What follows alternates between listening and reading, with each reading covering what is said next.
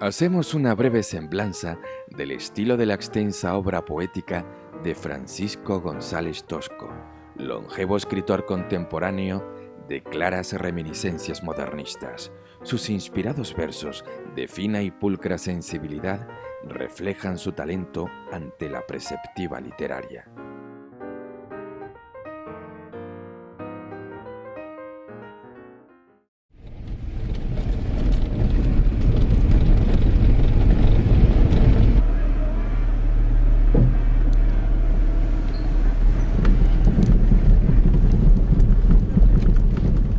Yo en las primeras letras, cuando estaba aprendiendo a leer, había un libro, que lo he repetido en otras ocasiones, que se titulaba Rueda de Espejos, y ahí venían unos cuentos preciosos y también poemas. Me acuerdo yo de uno de los cuentos, era el de Guillermo Tell, y yo lo leía con énfasis, cuando decía, paso al gobernador, era Hessler, y Guillermo Tell se enfrentó a él y lo puso para probarlo, el gobernador Hessler, que a su hijo lo ataran a un árbol y le pusieran una manzana en la cabeza. Y después él tenía que partir esa manzana en dos. Y al gobernador, esto lo recuerdo perfectamente, le llamó la atención que Guillermo Tell cogiera dos flechas y le preguntó, ¿por qué has cogido dos flechas? Una, le contestó Guillermo Tell, para lanzarla a partir la manzana en dos. Y la otra, contestó Tell con sequedad, la tendría usted clavada en el corazón.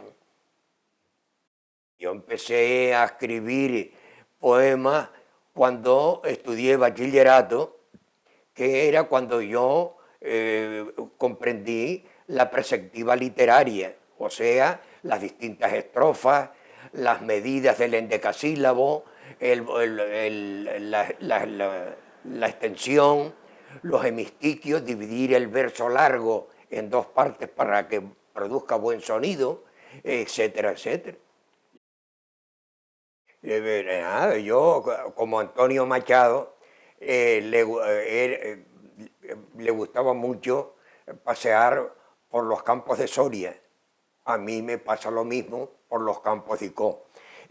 Según dice él mismo, él llevaba una libreta y un lápiz. Yo llevo cuartillas y bolígrafos. Y según voy caminando o estoy sentado en la plaza, que yo frecuento mucho, el Parque de Icó, y allí empiezo a escribir y después lo paso a la máquina.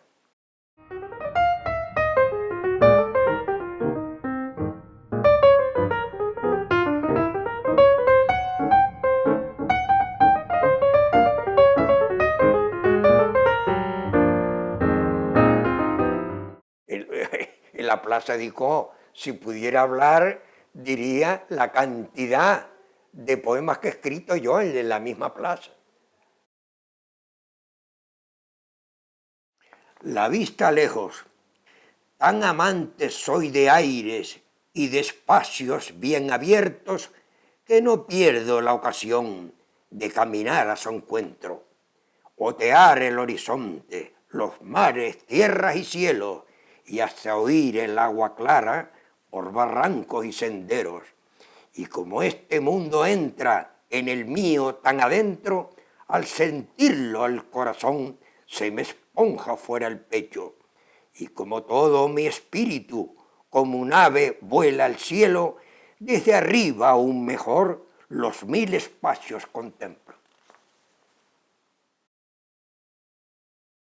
La poesía es emoción, es inspiración, es transmitir al lector o al oyente las emociones que uno siente y si uno siente, contagia al lector o al oyente. Y yo puedo decirlo porque lo he comprobado, que cuando yo he recitado públicamente, a más de uno se le han puesto los pelos de punta y a otros hasta le han salido las lágrimas. Sí, oh, claro que sí, porque muchas veces sí, voy a ver si ya termino con esto, porque llevo tantos poemas que a veces al día escribo uno, dos y hasta a veces hasta tres. O sea que es una olla a presión, voy por decirlo así, que me lata en el cerebro y no tengo más remedio que destaparla para que esa ebullición termine. Y eso lo termino yo, estoy plasmándolo en los versos. Sí, el octosílabo para el romance y el endecasílabo para los sonetos. O sea, versos, el romance, versos de 8 sílabas y el soneto, el endecasílabo es de 11 sílabas. Soneto, romance, serventecio, cuarteto, octavas reales, todos los géneros los he cultivado. Yo me he enclavado en el mismo siempre, en el momento modernista. Yo no lo he abandonado, que es la trayectoria de Juan Ramón Jiménez. Juan Ramón Jiménez después esto derivó hacia otras tendencias, pero la mayoría, y es donde yo me identifico con él, es en la etapa modernista. Hombre, nadie se ve a sí mismo. Eso es, el carácter de las personas lo tienen que observar otros, no uno mismo. Yo no me veo. No, yo doy gracias a Dios de que a mis 90 años estoy plenamente saludable. No me duele nada, no me aquejo de nada y todo me funciona perfectamente según los médicos. O sea que no me puedo quejar en ese aspecto. Ahora, sí puedo decir, pero no sé si por razón de años o no sé por qué otra causa, por ejemplo, un poema un género que yo he cultivado mucho es el soneto, y por lo que yo calculo, a estas alturas llevo escrito más de 3000. Sí, Juan Ramón Jiménez y Antonio Machado, y también, como no, mi maestro, Emeterio Gutiérrez Albero. Sí, el primero, que era típicamente romántico porque vivió la época del romanticismo de 1835, que fue José Cecilio Montes, después Domingo Fleitas, que publicaba en La Comarca, en un periódico que se editaba aquí, y por último, mi maestro, vuelvo a repetir, Emeterio Gutiérrez Albero. Bueno, Emeterio pasó por 3 etapas. Empezó el primer libro, la etapa modernista. Después, como se puso de moda el surrealismo en toda España, él también escribió 2 libros de este carácter, de este estilo, que es Romanticismo y Cuenta Nueva y El Enigma del Invitado. Y después volvió a pasar al modernismo y, aunque haya tratado el tema religioso, el estilo y las imágenes son modernistas. No, la inspiración viene cuando uno menos lo espera, ¿eh?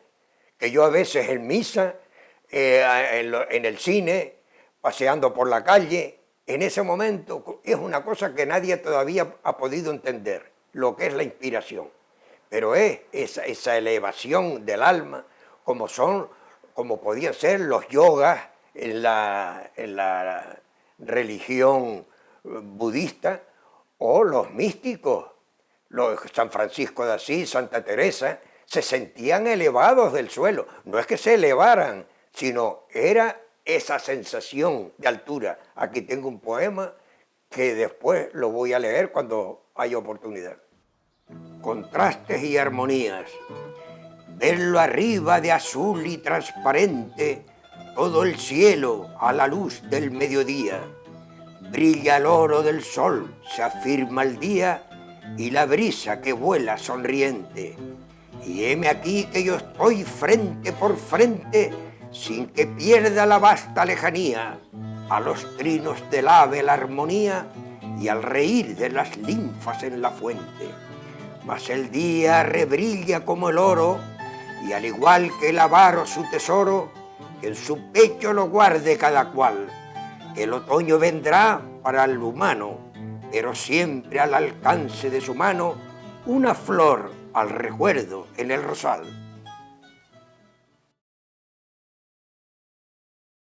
De la inspiración, en principio inspiración, el trabajo viene después, pero en principio la inspiración es como una olla a presión que tiene uno que destaparla porque si no revienta. Yo tengo que, cuando me viene la inspiración, que viene cuando uno menos la espere, tengo que escribirlo. Naturalmente, todo hay que renovarlo, todo tiene que cambiar, si no se estancaría. Y una cosa que se estanca, entonces ya no tiene valor ninguno mientras esté estancado. La métrica no es esencial. Lo esencial para el verso es la eufonía, o sea, el buen sonido.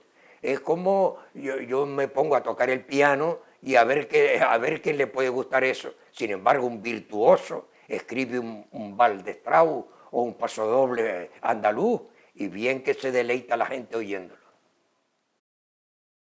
No. Siempre habrá quien escriba poesía y siempre habrá lectores que les gusta y disfruten leyendo u oyendo esas poesías. Hay gente que vive muy deprisa, hay gente materialista, pero siempre, en un momento dado, en un momento de confort o en un momento de tranquilidad, a mí me ha pasado ir a un sitio e improvisar allí o recitar algo que yo recordaba y suspenden los trabajos para oírme a mí recitar brevemente. La palabra bate nunca me ha gustado a mí. Bate viene del griego que significa adivino. Yo creo que hay algo de eso que los poetas tienen, como tienen, y efectivamente, si no, no se podría escribir, mucha imaginación. Entre todas esas imaginaciones siempre hay algo que prevén alguna cosa que pueda ocurrir. Son dos géneros paralelos. O sea que yo mismo he cultivado la narrativa y la poesía. Aquí tengo no sé cuántos recortes de periódicos donde escribía yo cuando empecé a publicar en los periódicos poesía en la tarde y artículos, puedo yo decir, que eran pequeños ensayos en el día. O sea, son dos géneros paralelos que no hay que confundirlos ni mezclarlos. En la forma se caracteriza por la cantidad de imágenes y de metáforas, y en el fondo por un mensaje que es lo que acabas de decir, la poesía, un mensaje que diga algo. O sea que en la forma se caracteriza el lenguaje poético por las metáforas y las imágenes, y en el fondo por el mensaje. Para publicar es difícil. Para nosotros lo difícil no es escribir, porque yo escribo con una facilidad que hasta yo mismo me sorprendo, pero no hay publicaciones. Antes los publicaba en el periódico, pero ya el periódico, por lo que veo, hace tiempo que no los publica. Y esto, no sé si tildarlo de error, porque yo tenía muchos lectores y a la gente le gusta mucho las cosas que yo escribo, se emocionan con las cosas que yo escribo. Es prueba de que hay belleza en ese arte. Sí, a mí no me importa, lo hago con gusto. Aunque yo sigo apegado a la prensa escrita, al libro escrito, porque lo puede cualquiera tener en su casa. Hay mucha gente que antes de coger el sueño se ponen a leer alguna cosa y yo les he recomendado que tengan en su mesa de noche un libro de mis poemas y que lean uno cada día. Todo el que escribe es para que otros lean. Y la emoción que uno siente, si el que la lee se introduce en ese poema, también siente la misma emoción que el escritor. El que lea tiene que ponerse en las manos del que escribió y entonces hay como una ósmosis cultural entre el escritor y el lector,